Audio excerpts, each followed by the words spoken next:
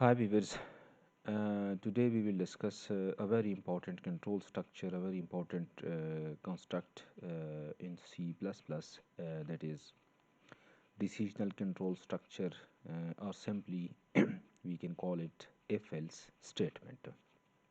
So uh, using if-else block in C++, this is basics of C++ programming. Mm, as we know that in our daily life we are using if else at every situation, at every steps in our daily life. सो आज हम फिर ये देखना चाह रहे हैं कि अगर रियल लाइफ में हम जो रूटीन वर्क भी करते हैं वो सारे डिसीजनल स्टेटमेंट को फॉलो करते हैं तो उसको हम प्रोग्राम के अंदर कैसे लिख सकते हैं. So to start the programming, here I am starting the main function and then to pass the output screen, that is get function, and that's now f function. If we look at the syntax of if statement, this is very simple, writing if keyword and then condition. अच्छा, अगर हम यहाँ पे देख ले तो हमने start कर लिया एफ कीवर्ड से, उसके बाद हमने पैरेंथेसिस और उसके बाद हमने कंडीशन, और simply we can call it in expression and then this is statement or something else. So अगर हम यहाँ पे देख ले इफ स्टेटमेंट, उसके बाद कंडीशन, उसके बाद एक्सप्रेशन. अब कंडीशन में मोस्टली अगर हम ये देख लें तो कंडीशन में हमारे पास मोस्टली जो अभी तक हमने देखा हुआ है कि कुछ हम रिलेशनल ऑपरेटर यूज़ करते हैं, कुछ हम लॉजिकल ऑपरेटर यूज़ करते हैं. For example if a is greater then b, if 20 is greater than 10, if so and so on. अच्छा, लेकिन यहाँ पे हमने ये समझना है कि इस कंडीशन और एक्सप्रेशन से मुराद क्या है और कंपाइलर इफ स्टेटमेंट को कैसे इंटरप्रेट करेगा. सो इन वेरी सिंपल वे, आप यहाँ पे कंडीशन लगा दें, आप यहाँ पे एक्सप्रेशन लगा दें. कंपाइलर पेरेंथेसिस के अंदर जो कुछ भी है, इस पेरेंथेसिस के अंदर जो कुछ भी है, compiler will simply solve inside the parenthesis body. अब ये जो कुछ एक कंडीशन है या एक्सप्रेशन है, compiler will solve it, will evolve into a single value. Compiler यहाँ पे क्या करेगा, आप कंडीशन लगाते हैं या आप कोई एक्सप्रेशन लगाते हैं तो वो क्या करेगा, वो सॉल्व करेगा एक सिंगल वैल्यू में.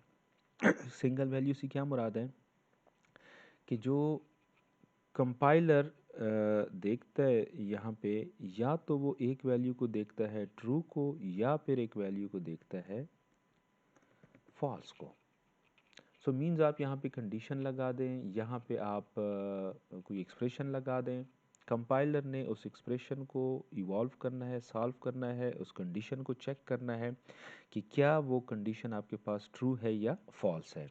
अब यहाँ पे एक चीज़ कि चलो अगर कंडीशन तो हमारे पास गिवन हो कि फॉर एग्जांपल एक कंडीशन मेरे पास गिवन है कि if A is greater than B, या लेट्स सपोज हम कहते हैं 20 is greater than 10. So now this is very simple. Compiler will look at this condition 20 is greater than 10, yes, so here true will be returned to if condition. So यहाँ पे if condition में simply true return हो जाएगा. अच्छा, लेकिन अगर मेरे पास कोई एक्सप्रेशन हो then what will happen. इस केस को हम देख लेते हैं. यही सारी चीज़ें आज के वीडियो लेक्चर में हमने नोट करनी है, एग्जीक्यूट करनी है सारी चीज़ें. सो यहाँ पे मैं इसको कहता हूँ कि if 20 is greater than 10, cout hello C++. So now we want we will execute this simple program. अगर हम इस प्रोग्राम को एग्जीक्यूट कर लें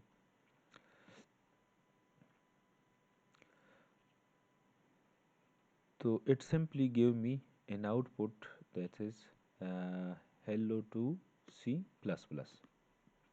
तो अगर अब यहाँ पे आप लोग देख ले तो आप लोगों को नज़र भी आ रहा होगा hello C++. अच्छा, अब इसका सबसे पहला जो वर्जन है वो ये है कि मैंने cout hello C plus plus और उसको मैंने बंद कर दिया कर्ली ब्रेसेस के अंदर।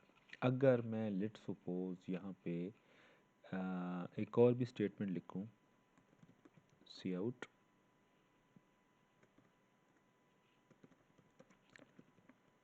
Try again, try again. So यहाँ पे मैंने क्या किया, मैंने एक और स्टेटमेंट यहाँ पे लिख ली कि ट्राई अगेन।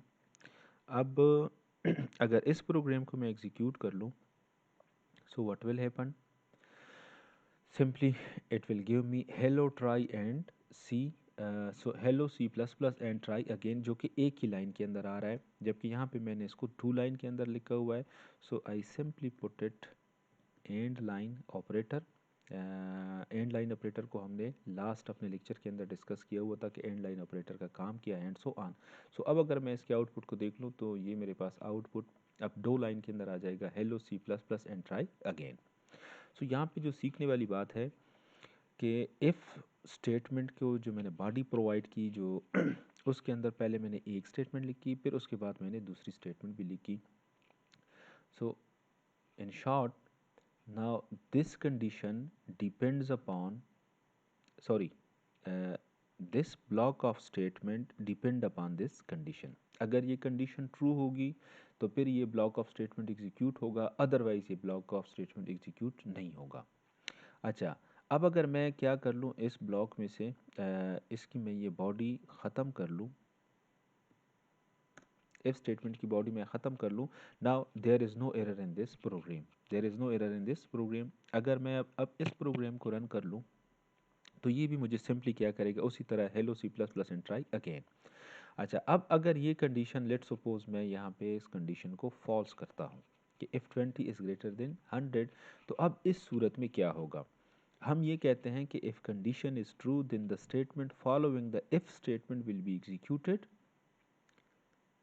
Similarly, हम कहते हैं कि if condition is false, then the statement following the if statement will be bypassed and control come to the next statement. So अब इस केस में कंडीशन मेरे पास क्या है, 20 is greater than 100, कंडीशन मेरे पास false है। So अब हम कहते हैं कि statement following the if statement will be bypassed, उसकी एग्जीक्यूशन नहीं होगी बल्कि कंट्रोल कहाँ पे आ जाएगा, नीचे एक स्टेटमेंट पे चला जाएगा। सो अगर यहाँ पे हम देख लें अब, सो देख लें अब इसने मुझे सिर्फ ट्राई अगेन प्रिंट कर दिया क्योंकि कंडीशन मेरे पास क्या था, ट्रू था।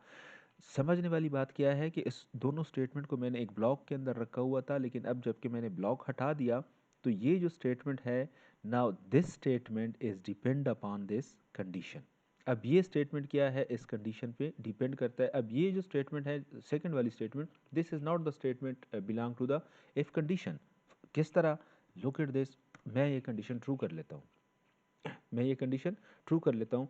ये जो ट्राई अगेन वाला स्टेटमेंट है ये मेरे पास हर दफ़ा एग्जीक्यूट होगा, कंडीशन ट्रू हो तब भी, कंडीशन फॉल्स हो तब भी। लुक एट दिस,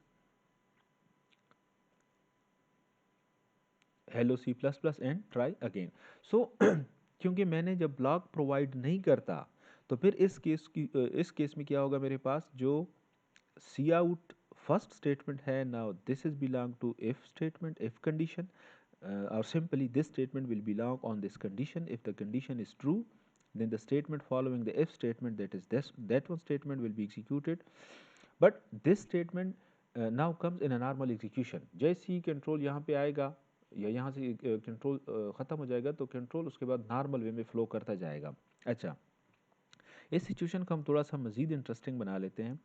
मेरे पास ये जो फर्स्ट स्टेटमेंट है, I simply copy this statement and paste in the block of if statement. अच्छा, अब यहाँ पे चूँकि मेरे पास क्या है, कंडीशन अब मेरे पास 20 is greater than 10, condition again मेरे पास 2 है। अगर मैं स्टेटमेंट को एग्जीक्यूट कर लूँ अगेन मेरे पास सेम आउटपुट आएगी, there is no change in the programme.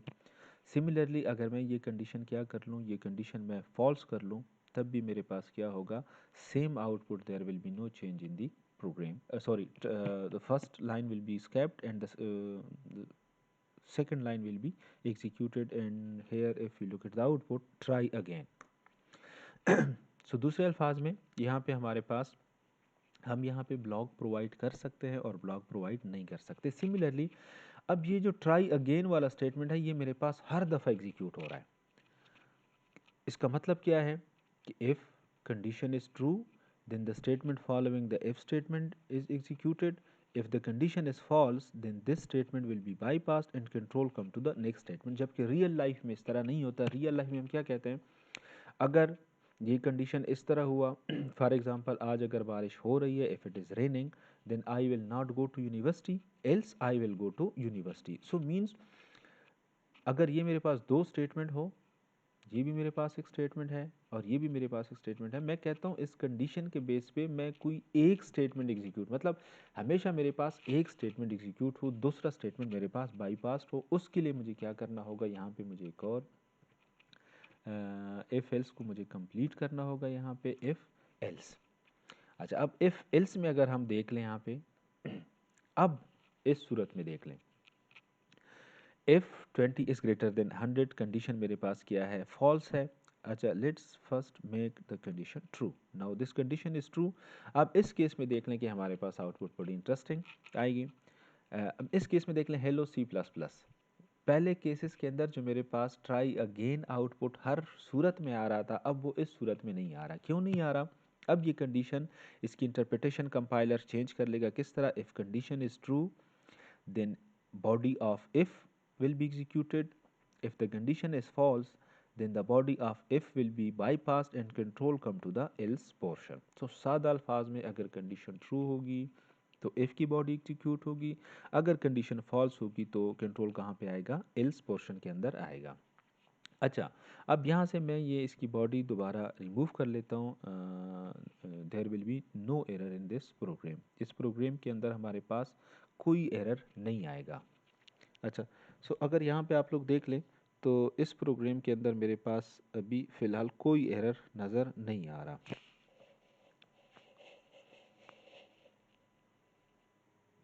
So hello C++, it simply print me hello C++. So कहने का मकसद ये है कि आप लोग यहाँ पे इसकी बॉडी प्रोवाइड कर सकते हो, इसकी बॉडी प्रोवाइड नहीं कर सकते. अच्छा, मोस्टली स्टूडेंट क्या गलती यहाँ पे करते हैं, वो यहाँ पे टेस्ट करने के लिए एक स्टेटमेंट और लिखते हैं, जिस तरह मैंने लिखा था सी आउट वेलकम.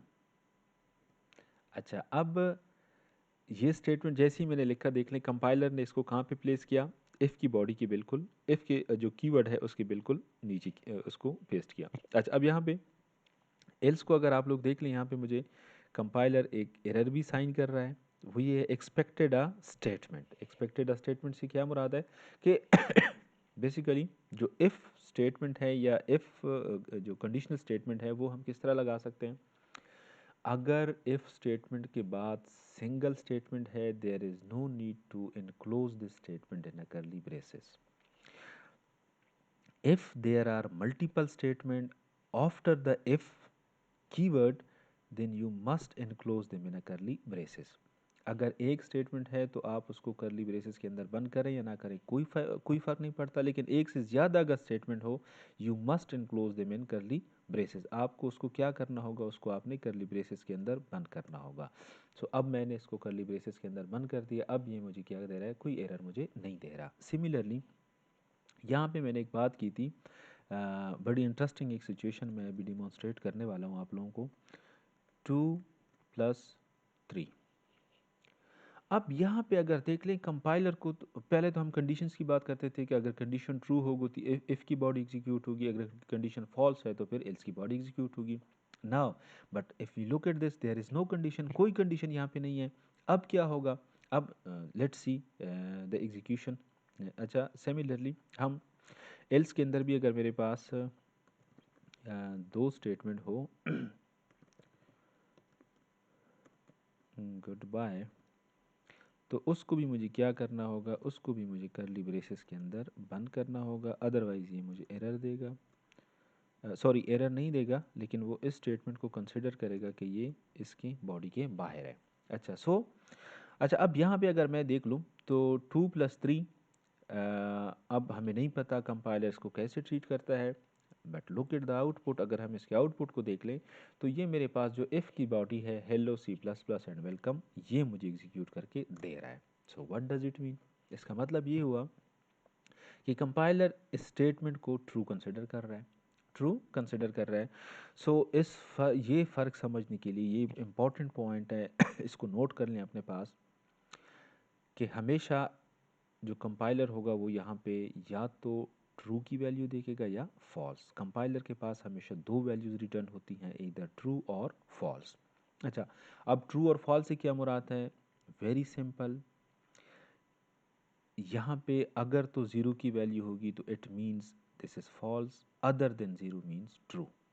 वेरी सिंपल, ये एक्सप्रेशन सॉल्व हो जाएगी, कंपाइलर इसको सॉल्व कर लेगा। अगर तो ये वैल्यू रिटर्न हो जाती है ज़ीरो तो इसका मतलब है this condition is false, other than zero means this condition is true. अच्छा, अब अगर यहाँ पे हम देख लें 2+3=5, तो ये मेरे पास क्या है? 5 है। अब 5 मीन्स अदर देन ज़ीरो, तो इट मीन्स ट्रू। तो इस वजह से ये मुझे क्या कर रहा है, ये जो स्टेटमेंट है ये एग्जीक्यूट करके दे रहा है। एंड द सेम वे मैं अपनी बात को इस तरह भी प्रूव कर सकता हूँ कि यहाँ पे मैं लिख लेता हूँ -3। अगर मैं इस केस में भी देख लूँ तो ये भी मुझे क्या कर रहा है, इफ़ की बॉडी को एग्जीक्यूट करके दे रहा है, hello C plus plus and welcome. What does it mean now? Again, अगर ये स्टेटमेंट एग्जीक्यूट होगी तो इसका मतलब है कि कंडीशन ट्रू है। अब इस केस के अंदर कंडीशन किस तरह ट्रू है? वैल्यू तो मेरे पास है -3 जो कि 0 से कम है। Here we are not going to compare any value with the zero. हम ये कहते हैं, सिंपल रूल हमने बना लिया कि other than zero means false. अब -3 मेरे पास ज़ीरो है, नो, सो इट मीन्स ये मेरे पास क्या है, स्टेटमेंट ट्रू है। सिमिलरली अगर मैं यहाँ पे अपनी बात को इस तरह मज़ीद ऑगमेंट कर सकता हूँ, if I put it here zero, so zero means false. अब अगर फॉल्स है तो इसका मतलब है कि मेरे पास जो इल स्टेटमेंट है, this else statement will be executed, try again and good bye will be printed. अच्छा, इन द सेम वे मैं यहाँ पे लिखता हूँ true, sorry, that must be in this form.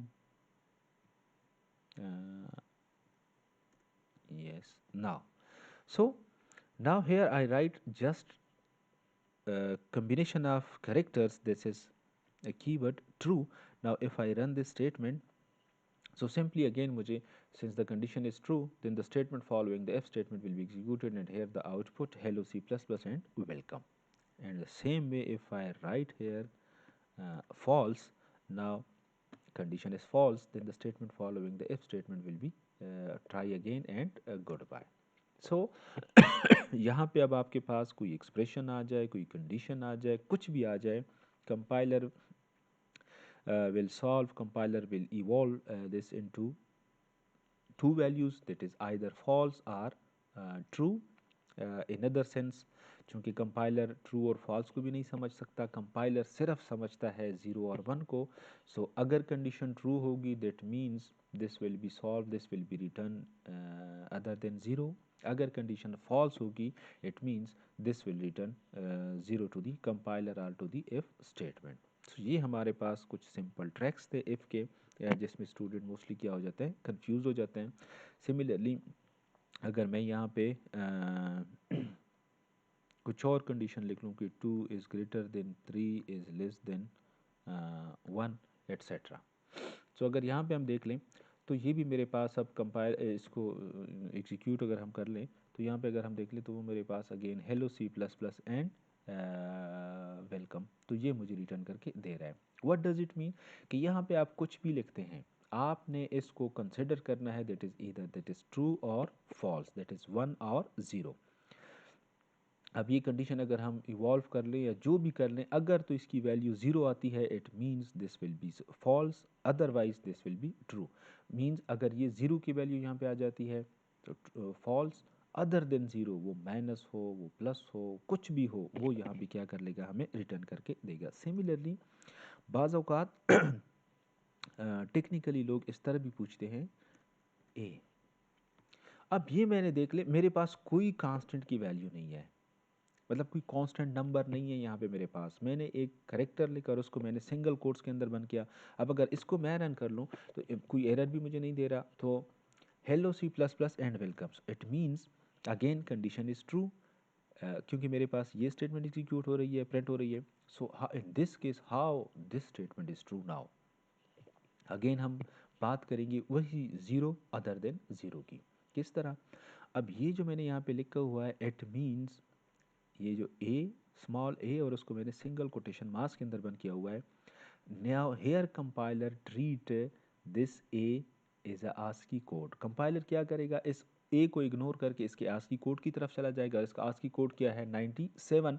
अब 97, अब अगेन हमारे पास क्या है, अदर देन जीरो है, अदर देन जीरो है, तो it means condition is true. If condition is true then the statement following the if statement, in this case statement following the if statement is consist of the block which have two statement. Now in this case these two statement will be executed.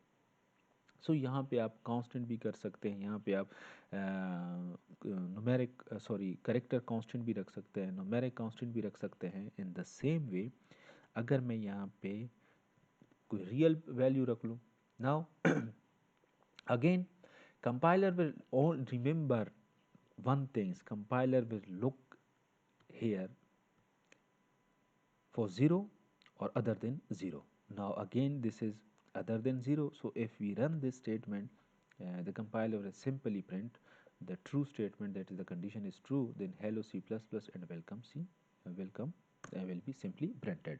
So कहने का मकसद ये है कि आप लोगों ने सिर्फ एक चीज़ समझनी है कि अगर इफ़ पैरेंथेसिस के अंदर आप कुछ भी लिख लें, आप रिलेशनल ऑपरेटर लिख लें, आप लॉजिकल ऑपरेटर लिख लें, आप कोई कांस्टेंट लिख लें, आप इंटीजर कांस्टेंट, आप करेक्टर कांस्टेंट, आप कोई एक्सप्रेशन 2+3+5 कुछ भी लिखें, कंपाइलर यहाँ पे देखेगा दो चीज़ों के लिए, ट्रू और फॉल्स।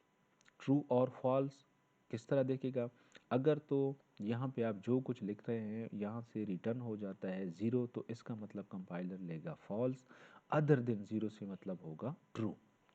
सिमिलरली इफ़ बॉडी के बाद या इफ़ स्टेटमेंट के अंदर अगर आपके पास सिर्फ एक ही स्टेटमेंट है तो इसकी बॉडी प्रोवाइड करना ऑप्शनल है, यू कैन एंड यू, अगर आप प्रोवाइड कर लेते हैं कोई इशू नहीं, अगर आप प्रोवाइड नहीं करते तब भी कोई इशू नहीं होता। And same for the else statement, if there is a single statement following the else statement then the curly braces become optional. You can put either put or not, but if there are two statement in the else body then you must enclose them in a curly braces.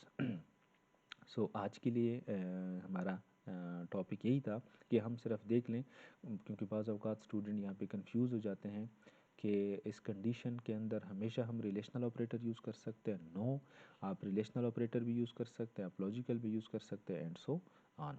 सो आज के लिए हमारा topic यही, इंशाल्लाह next lecture में हम कुछ और ट्रैक्स के साथ आएंगे। Thank you very much.